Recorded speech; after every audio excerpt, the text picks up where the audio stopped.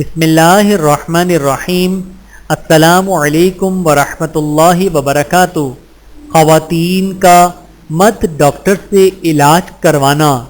حضرت جابر رضی اللہ تعالیٰ عنہ سے روایت ہے کہ زوجہ رسول حضرت ام سلمہ رضی اللہ تعالیٰ عنہ نے نبی کریم صلی اللہ علیہ وآلہ وسلم سے حجامہ لگوانے یعنی ایک قسم کا علاج جس سے جسم کے خاص مقامات سے خون نکالا جاتا ہے کہ اجازت چاہی۔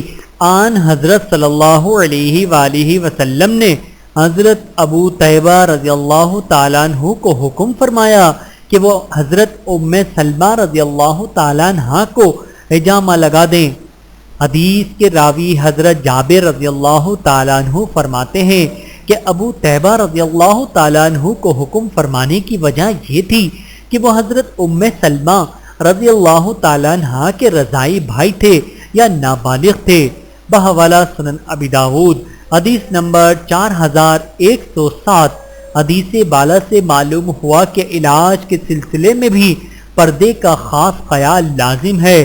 اگر معالج کے سامنے بے پردہ ہو کر آنے کی اجازت ہوتی تو جلیل القدر صحابی حضرت جابر رضی اللہ تعالیٰ عنہ کو یہ وضاحت پیش کرنے کی ضرورت نہ ہوتی کہ معالج حضرت ابو طیبہ رضی اللہ تعالیٰ عنہ حضرت ام سلمہ رضی اللہ تعالیٰ عنہ کے محرم یا نابالغ لڑکے تھے۔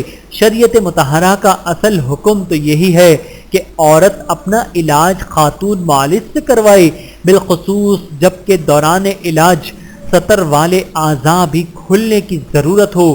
البتہ کسی ہنگامی حالت یا مجبوری کی صورت میں شرائط و قیودات کے ساتھ مرد معالج سے علاج کرانے کی اجازت ہے، بشرطے کہ معالج اتنا بدن دیکھے جتنا دیکھنا ضروری ہے۔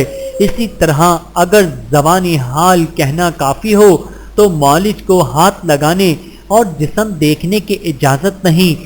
نفس دیکھنا ضروری ہو تو دیگر بدن کھولنا اور دیکھنا درست نہیں، وغیرہ وغیرہ۔